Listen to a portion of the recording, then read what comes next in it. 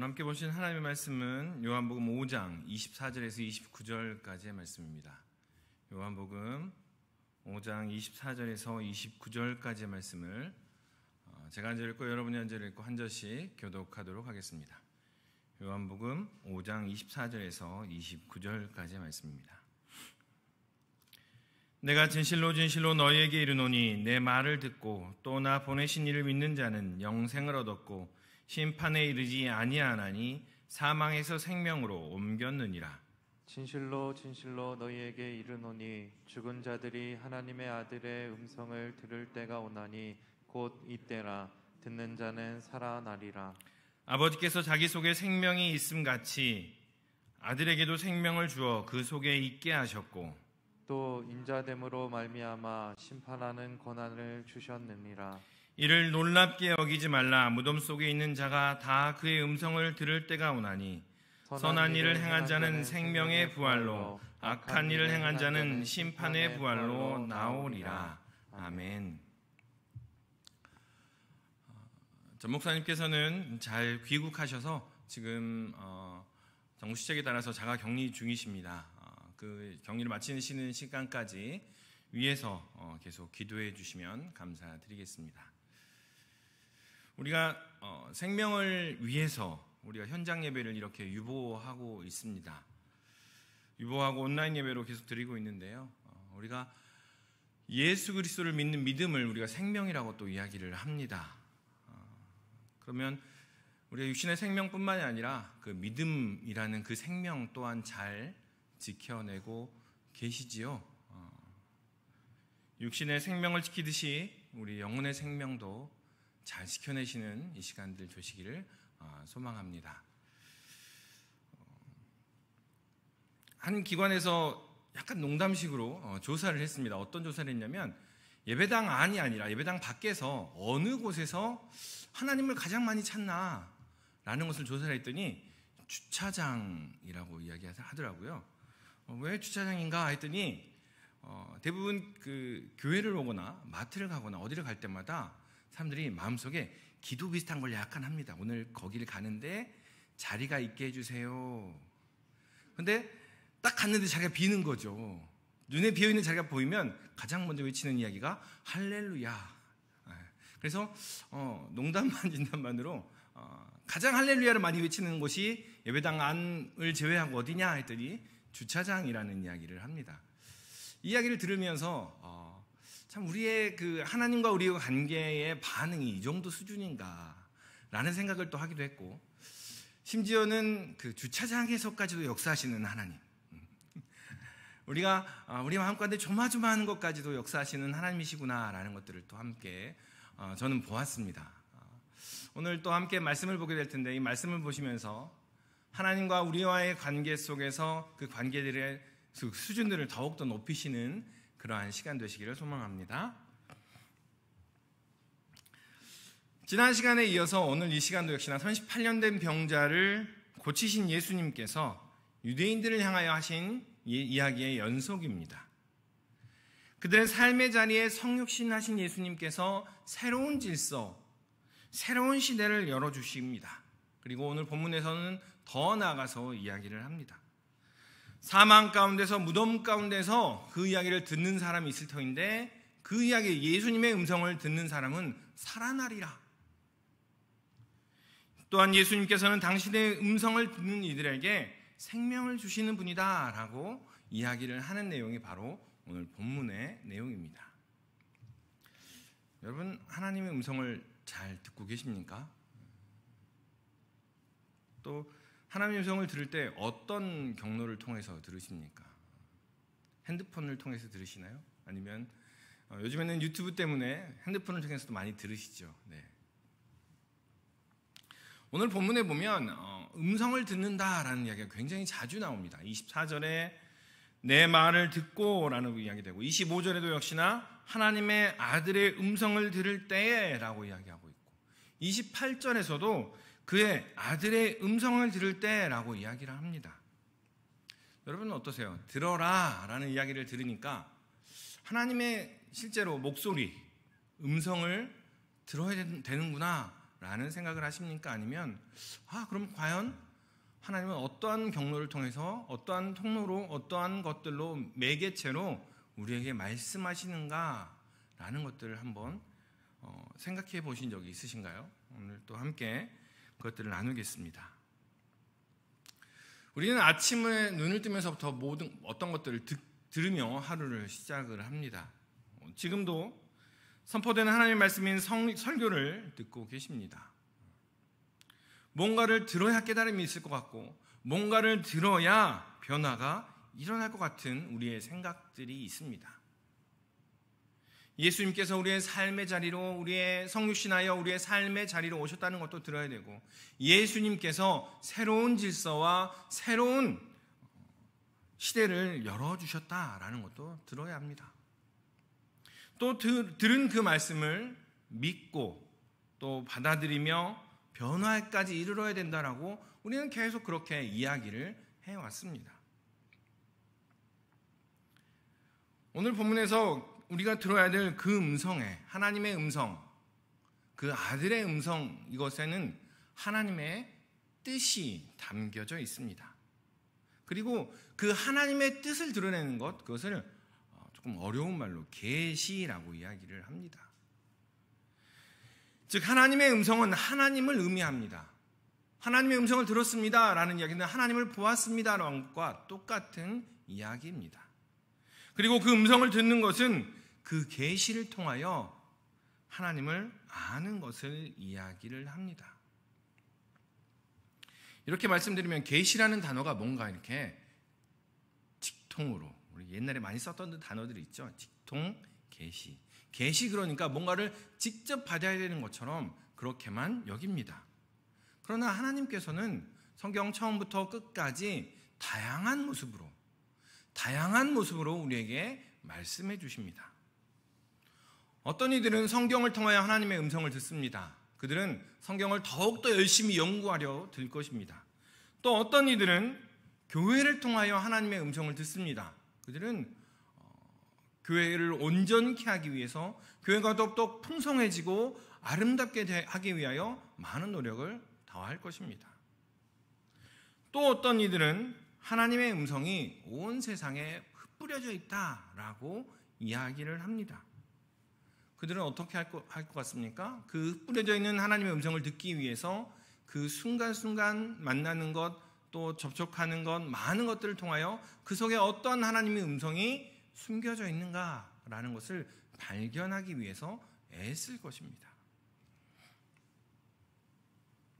하나님의 계시는 이 세 가지가 섞여 있습니다. 하나가 되어 드러납니다. 하나님의 말씀인 성경을 통하여, 또한 하나님의 머리 되시는 교회를 통하여, 그리고 하나님의 피조 세계를 통하여 하나님의 당신을 드러내시고 계시다라고 계속해서 우리에게 말씀하시고 계십니다. 그런데 하나님께서 자신을 보여주시는 계시에 대해서 명확한 것 한 가지가 있는데 그 계시가 계속해서 확장되더라는 겁니다. 성경을 이렇게 보면 처음에는 누구부터 시작하죠? 아브라함부터 시작을 합니다. 아브라함에서부터 시작을 해서 아브라함을 통하여 드러난 하나님은 그 집안으로 하나님의 드러나심이 확장이 됩니다.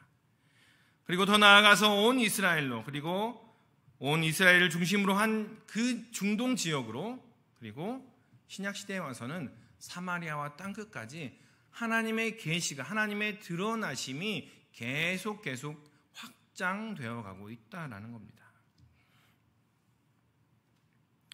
성경 말씀을 바탕으로 해서 온 교회에 선포되어집니다. 또한 교회에 선포되는 그 말씀이 교회 안에만 머물러 있는 것이 아니라 온 세상에 흩어집니다. 그것이 온 세상에 퍼져나가는 것이 바로 하나님의 계시입니다. 하나님께서 자신을 드러내시는 계시가 이미 확장되었고 계속해서 확장되어 가고 있습니다. 예수님께서도 말씀하셨고, 또한 사도 바울을 통하여, 또 많은 사도들을 통하여 하나님께서 당신을 계속해서 드러내시고 또한 그 확장하고 있다는 것을 우리에게 말씀해 주시고 계십니다. 지금 우리의 시대에도 마찬가지입니다. 지금 이 시대에도 모든 것을 포함하면서 삶의 다양한 모습으로 하나님께서 당신을 보여주십니다. 지금은 하나님의 말씀을 다양하게 듣습니다. 또 각자의 삶의 처소에서 각자의 삶의 모습으로 그 경험을 바탕으로 하나님의 말씀을 듣습니다. 하나님의 말씀이 우리 주위에 가까이 있습니다.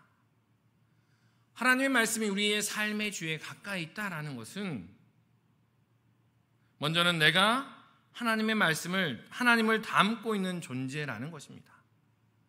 하나님의 말씀이 내 속에 있고 내 삶을 통하여 하나님이 드러나기에 내 속에 하나님께서 계시다라는 것을 의미합니다. 또한 우리 주위에 있는 모든 것들을 통하여 하나님의 음성, 하나님의 말씀이 계시될 수 있고 드러날 수 있다라는 것을 이야기해 주고 있다는 것입니다. 우리가 우리의 주위의 것들 그리고 우리 주위의 사람들을 대할 때 하나님을 대하듯이 겸손해야 되는 이유가 바로 그것입니다. 우리 가정에서 예배드리시는 우리 신임 식구 여러분, 한번 우리 식구들을 한번 바라보셨으면 좋겠어요. 좌우에 계신 분을 한번 바라보시면서 이렇게 이야기하는 겁니다. 네 안에 하나님이 있다. 오늘 예배당에 나오신 우리 필수 인원들도 한번 서로를 한번 바라보시면서, 혼자 혹시나 예배드리신 분들은 가슴에 손을 이렇게 모으고 내 안에 하나님이 있다. 하나님께서는 우리에게 각자에게 당신의 모습을 계시해 주셨습니다. 우리의 말과 우리의 삶과 우리의 행동들을 통하여 하나님의 역사가 드러나고 있다는 겁니다. 그렇다면 누구에게까지 하나님의 아들의 음성이 담겨 있을까요? 그리고 하나님을 계시하는 그들을 우리는 어떻게 대하여야 할까요? 사도행전 17장에서 사도 바울이 아덴으로 갑니다. 아덴에서 그 아레오바고라는 곳에 서서 하나님의 복음을 증거합니다. 그런데 이렇게 말하죠. 내가 이렇게 아덴을 돌아다녀 보니 이런 것까지 있더라. 알지 못하는 신에게라고 새겨진 그런 단도 보았다. 그런데 이제 내가 너희에게 그 알지 못하는 신에게라고 이야기하는 그 알지 못하는 신을 내가 너희에게 알게 하겠다라고 사도 바울이 이렇게 이야기합니다. 너희의 종교심으로, 너희의 욕심으로 너희가 뭔가를 채우기 위해서 스스로 만들어낸 그 알지 못하는 신, 심지어 그것이 우상일지라도 그것을 통해서 너희로 하여금 여호와 하나님을 알게 하겠다라고 사도 바울이 이야기를 하고 있는 겁니다. 먼저는 우리 가정의 자녀들에게 하나님의 음성이 담겨 있습니다. 그리고 우리의 가족에게, 우리의 이웃에게 하나님의 음성이 담겨 있습니다. 그리고 더 나아가서 심지어 바울이 아레오바고에서 이야기한 것처럼 믿음이 없는 사람, 심지어 우리를 불편하게 하는 사람들을 통해서도 하나님께서는 우리에게 당신의 뜻을 드러내시더라라는 겁니다. 그들을 통하여서도 하나님께서 당신을 계시하실 수, 드러내실 수 있다라는 겁니다. 그러면 그 하나님의 말씀이 담겨있는 사람들을 대할 때 우리는 어떻게 해야겠습니까? 저는 아직도 사실은, 여러분은 어떠세요? 여러분은 그 성경책 위에 뭔가 잘 놓으세요? 저는 어렸을 때부터 성경책 위에 뭔가 놓여있으면 어머니에게 등짝 스매시를 이렇게, 성경책 위에는 아무것도 놓는 거 아니야. 왜냐하면 성경책은 하나님의 말씀이니까. 계속 그렇게 지내왔어요. 그래서 여전히 성경책에 뭔가 놓여있으면 불편합니다. 괜히 이렇게 슥 내리기도 하고, 뭔가 누가 툭 놓으면 괜히 모른 척하고 내리기도 하고 그러는데요. 아마 성경책이, 그것이 그 안에 하나님의 음성이 담겨있고 하나님의 말씀이 담겨있다라는 것이 우리 안에 그렇게 형성되었기 때문에 그렇게 행동하는 것 같습니다. 하나님의 말씀이 담겨있는 성경책을 그렇게 대한다면 하나님의 말씀을 담고 있는 사람들, 하나님의 말씀이 담겨있는 그 대상들과 하나님의 은혜가 뿌려져 있는 그 대상들을 대할 때 우리는 어떻게 해야 하겠습니까?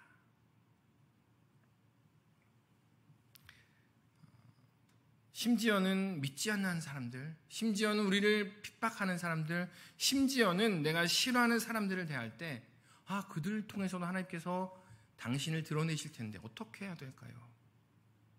사랑입니다. 그들을 대할 때는 사랑으로 대하여야 합니다. 사실은 내 사랑이 아니라, 그것이 내 사랑이 아니라 예수 그리스도의 사랑입니다.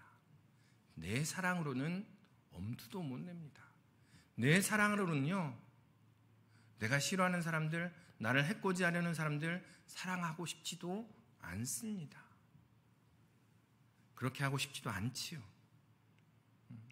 내가 싫다고 싫은 대로 하는 것, 그것은 내 사랑입니다. 내가 그렇게 하지 못하니 하지 않는 건 역시 내가 행하는 것이며 내 사랑으로 행하는 것입니다. 예수 그리스도께서 우리를 통하여 사랑하게 하실 것입니다. 예수 그리스도께서는 보여주신 그 사랑을 경험하게 하셔서 우리로 사랑할 수 있게 만들어 내실 것입니다.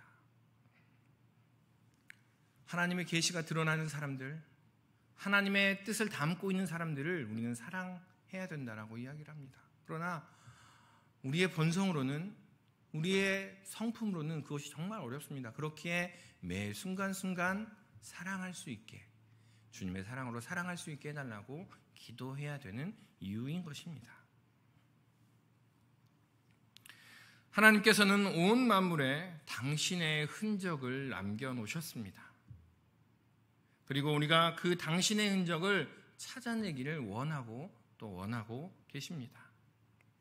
또한 우리 주위에 그 하나님의 아들의 음성을 담은 이들이 있습니다. 예수님의 사랑으로 대하여야만이 그들이 내는 그 하나님의 음성, 예수님의 음성을 들을 수 있습니다. 예수님의 사랑을 가지고 그들을 대하고 예수님의 마음으로 그들을 겸손하게 대할 때만이 그들을 통하여 말씀하시는 하나님의 음성을 들을 수 있습니다. 소망하게는 우리 신림의 식구들 모두 예수님의 사랑으로 예수님의 음성을 품은 이들, 그들을 안아주시기를 소망합니다. 그렇게 될 때 그들을 통하여 말씀하시는 주님의 음성을 들을 수 있습니다. 시간이 점점 지나면서 제 마음 가운데 가장 돌아가고 싶은 시점이 하나가 생겼어요. 언제였냐면 신대원 때였습니다. 신대원 시절에 특별히 제가 전도하고 제자훈련하는 모임에 속해 있었는데요. 그 전도하는 모임에서는 터미널에 가서 전도하고 지하철역에 가서 전도하고 지하철 가서 전도하고 또 나이트클럽에 가서도 전도하는 그런 모임이었어요. 그래서 되게 어떻게 하면 이 복음, 영혼을 향한 마음을 어떻게 표현할까라는 것들을 훈련하는 그런 시간들이었습니다. 그런데 매주 목요일마다 이렇게 전도하는 모임이었고 월요일날 모여서 제자 훈련하는 그런 모임이었는데 목요일날 너무 몸이 무거운 거예요. 그런데 오늘은 쉰다고 할까? 라고 했는데 그래도 마음이 끌려서 전도하러 나갔습니다. 그런데 그날따라 유난히 사람들이 쳐다도 보지도 않고 쌩하고 가게 되고, 너나 잘 믿어라, 네 믿는 모습이 그런 모습이냐, 이런 얘기를 계속 하는 거예요. 그래서 마음이 너무 무거워서 전도를 마치고 저녁 시간에 마치고 이렇게 돌아오는데 장로신학대학교 불 켜진 그 팻말이 보이는 눈물이 핑 돌면서 오늘 성가사님이 어떻게 그 찬양을 하셨는지 모르겠는데, 저 멀리 뵈는 나의 시온성, 이 찬양이 너무 생각이 났습니다. 영혼을 위해서 이렇게 시간을 보내고 영혼을 만나면서 핍박받는 것, 이런 것이구나 라는 생각이 들면서 다시 한번 그때 그 열정으로, 그 마음으로 돌아가고 싶다라는 생각이 요즘 자주 들었습니다. 오늘 본문을 보면 예수님께서는 38년 된 병자들에게, 그 병자들에게 안식일이니까 너는 걸어가서는 안 돼 라고 이야기하는 그 유대인들에게 이야기를 하고 계십니다. 그 유대인들에게 분명히 이야기하고 계시는데 오늘 본문에서는 예수님께서 무엇이라고 말씀하시냐면 죽음에 있는 자들, 사망 가운데 있는 자들, 무덤에 있는 자들이 아들의 음성을 들을 거다라고 이야기를 합니다. 너희 유대인들이여 들어라 라고 말씀하시는 것이 아니고요. 사망 가운데 있는 자들이 들을 것이다. 무덤 가운데 있는 자들이 들을 것이다. 죽음 가운데 있는 자들이 들을 것이다 라고 예수님께서는 말씀하십니다. 명확한 것은 38년 만에 자유케 된 이 사람이 율법이라는 것에 막혀서 온전히 자유하지 못하게 하는 그 유대인들을 향하여 이들이 바로 무덤에 있는 사람입니다. 이들이 바로 참 자유를 눌러버리며 율법으로 억압하는 그러한 것이 사망 가운데 있는 것입니다 라고 말하는 것은 명확한 것입니다. 그렇다면 여러분은 어떠십니까? 자유함 가운데 있으십니까? 생명 가운데 있으십니까? 아니면 오늘 예수님께서 말씀하신 것처럼 사망 가운데 있으십니까? 사망 가운데 계시다면 여러분 예수님을 믿으시기를 소망합니다. 예수님은 참 생명이십니다. 예수님은 참 우리의 구원자이십니다. 예수님으로 말미암아 우리가 새로운 피조물이 되고 예수님으로 말미암아 우리가 온전케 되어집니다. 예수님을 믿으면 영육간에 살아납니다. 부정적인 생각들, 무기력들, 죄책감들을 넘어서서 참 소망과 참 삶의 의미들을 알게 됩니다. 예수님을 믿으면 물질이 기준이 아니라 번영이 기준이 아니라 존재 자체로 귀하다 여김을 받게 됩니다. 예수님을 믿으면 공허함을 채우기 위해 경쟁하고 바쁘게 쓰던 그 삶이 뭔가 채워짐을 경험하게 됩니다. 죽음 가운데 있는 이들을 구원하시기 위해서 죽음으로 내려오신 분이 바로 예수님이라는 사실을 기억하시면 좋겠습니다. 혹 여러분이 살아있는 사람이라 여기신다면 과연 내가 무엇에 관심을 가지고 있는가라는 것을 점검해 보아야 할 것입니다. 오늘 본문은 계속해서 네가 살아있는 사람이라면 생명에 관심이 있느냐라고 우리에게 질문을 하고 계십니다. 나의 생명만이 아니라 주위의 생명에도 관심을 가지고 있느냐? 나의 영혼뿐만이 아니라 주위에 죽어가는 영혼, 아파하는 영혼, 힘들어하는 영혼에도 관심이 있느냐라고 물어보고 계시는 것입니다. 앞에서 말한 하나님의 음성을 구별하는 기준 역시도 생명입니다. 내가 읽은 성경이 생명을 살릴 때 비로소 우리의 삶에 그것이 예수님의 음성이 됩니다.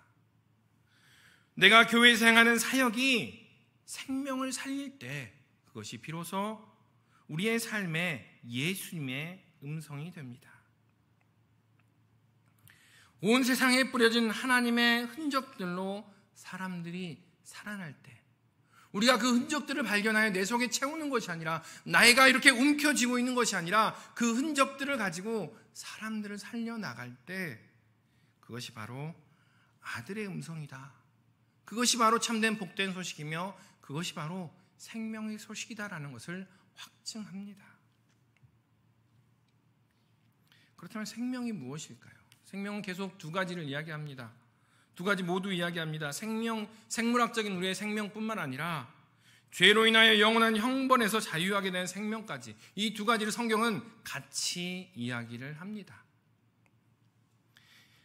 우리가 너무나 익히 들었던 키에르케고르는 죽음에 이르는 병을 절망이라고 이야기했습니다. 죽음까지는 우리 삶의 모든 것들을 끊어낼 수 없다. 그런데 절망이 우리의 삶의 모든 것들을 끊어버리더라. 그런데 예수 그리스도로 말미암아 그 절망이 참된 희망과 소망으로 바뀌어 가더라.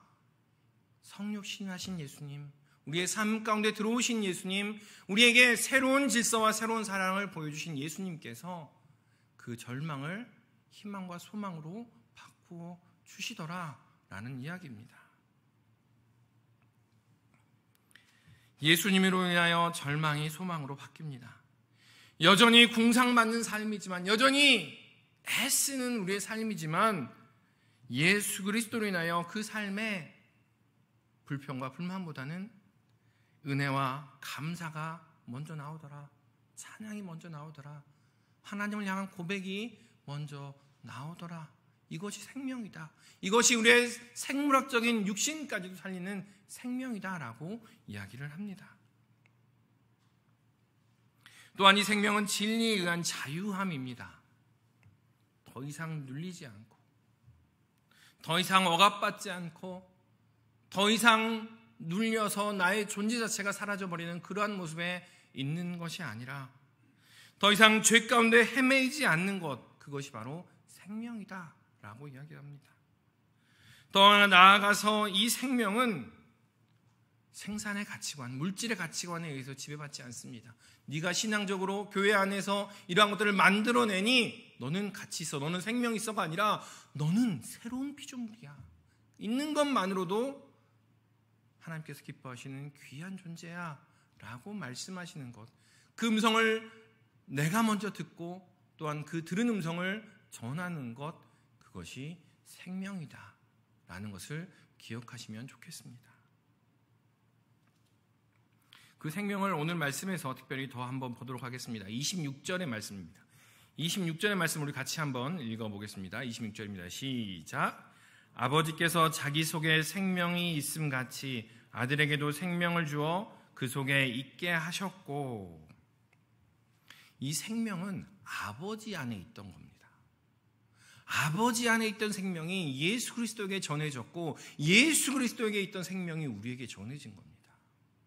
우리 안에 있는 예수 그리스도로 말미암은 생명이 그냥 뚝 떨어져서 생겨난 것이 아니고요, 우리가 가지고 있는 생명, 예수 그리스도로 말미암아 우리가 능력으로 가지고 있는 생명, 부활의 소망으로 가지고 있는 그 생명은 아버지 하나님께서 가지고 계신 생명이었고, 예수님께서 여전히 붙들고 계신 생명이며 우리 안에 역사로 드러나는 생명이라는 사실을 기억하시면 좋겠습니다.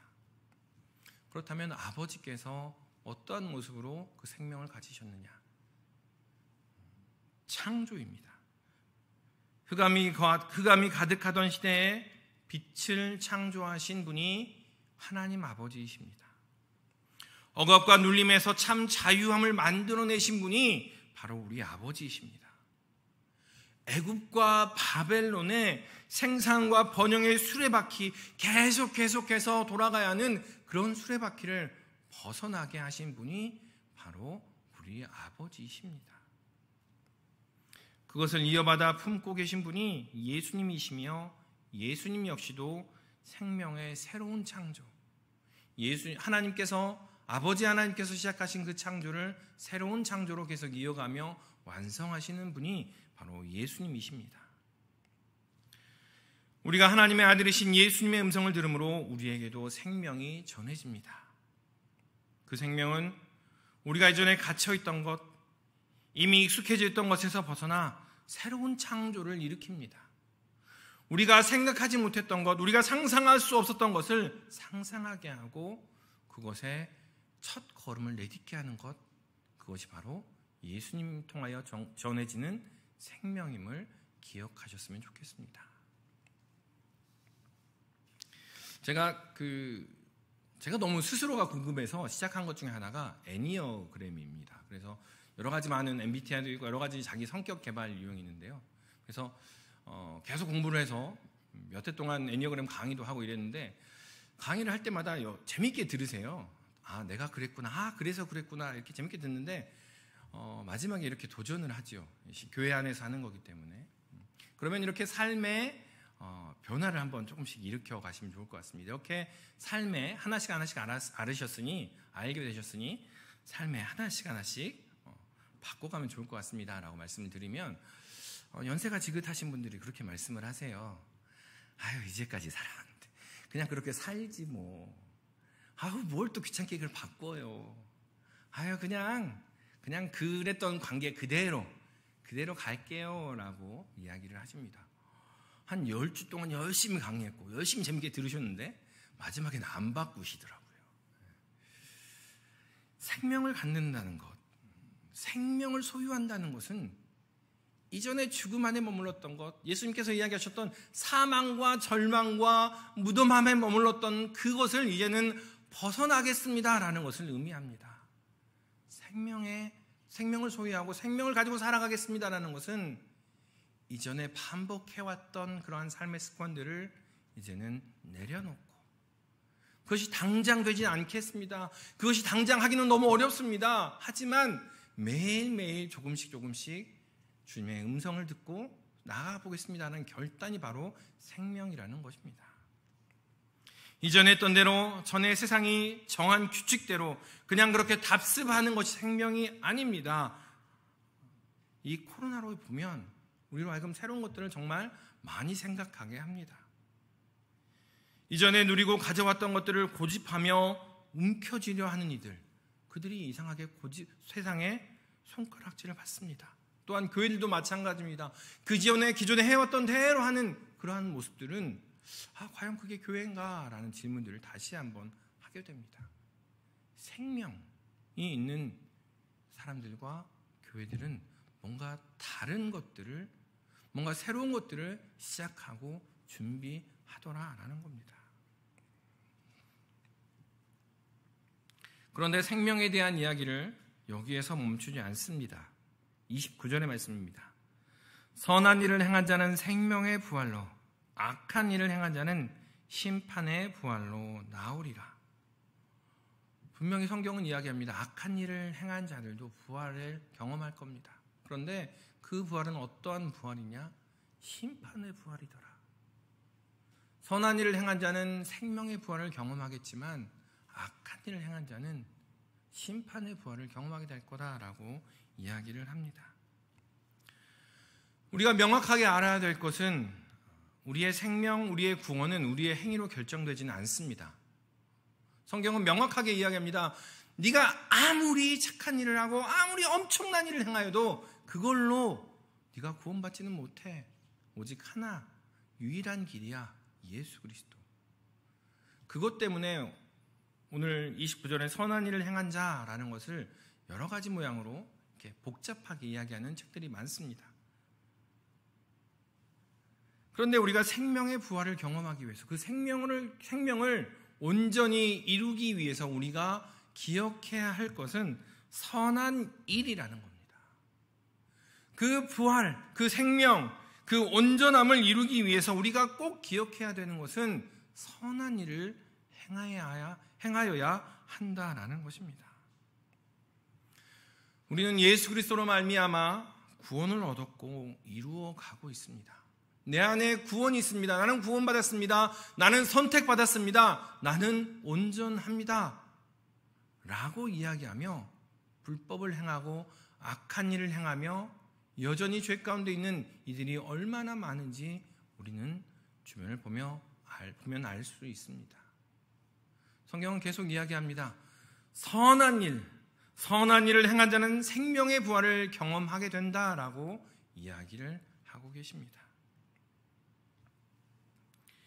예수 그리스도로 말미암아 구원을 얻었고 이루어 가고 있습니다. 그것을 온전히 이루어가는 그 과정에 정말 중요한 것이 선한 일이라는 사실을 기억하시면 좋겠습니다.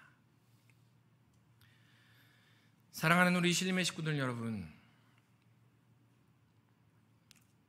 어제 내가 만난 사람을 통하여 하나님께서 당신의 말씀을 하셨을 수도 있습니다. 내일 내가 만날 사람을 통하여 그 아들의 음성이 들려질 수 있을 겁니다. 하나님의 은혜가 곳곳에 뿌려져 있습니다. 하나님의 음성이 심지어 믿지 않는 사람들을 통하여도 들려질 수 있습니다 라는 이야기는, 나는 그렇게 믿습니다 라고 한 이야기는 코람데오, 하나님 앞에 순간순간의 삶을 살아가겠습니다 라는 이야기입니다. 내가 싫어하는 것, 내가 미워하는 것, 거기에 멈춰서는 것이 아니라 예수 그리스도의 사랑을 가지고 다가가고 접근하면서 그것을 통하여 하나님께서 말씀하시는 것, 그것을 듣는 것이 참된 생명의 삶임을 기억하셨으면 좋겠습니다. 더불어 우리가 소유하고 누리는 생명이 하나님께로부터 온 것임을 기억하고 나에게서 멈추는 것이 아니라 계속 흘러넘치게 하고 흘려보내라고 우리에게 부탁하고 계십니다. 소망하기는 우리 신림의 모든 식구들이 순간순간 주님과 동행하시기를 소망합니다. 그리고 주님의 생명을 살아가시면서 그 생명 가지고 함께 나아가는 우리 신림의 식구들 되시기를 주님의 이름으로 축원합니다. 기도하겠습니다. 사랑 아래 충만하신 아버지 하나님, 주님의 음성 듣기를 소망합니다. 주님의 음성을 듣고 깨닫고 또한 우리의 그 음성대로 살아가기를 소망합니다. 생명 되신 예수님으로 말미암아 그 음성대로 살아가게 하시고, 생명 되신 예수님으로 말미암아 서로 사랑하고 위하며 내 사랑이 아닌 주님의 사랑으로 살아가며 실천하는 우리의 삶이 되도록 인도하여 주시옵소서. 내가 좋아하는 사람만, 내가 선호하는 사람만 손을 내미는 것이 아니라, 내가 불편하지만, 내가 너무나 어색하지만 그러한 이들에게도 하나님께서 말씀하실 것을 기대하며 그들에게도 손을 내밀며 함께 나아가는 우리 모든 믿음의 식구들 되시기를 주님의 이름으로 축복합니다. 이 모든 말씀 예수님의 이름으로 기도하옵나이다. 아멘.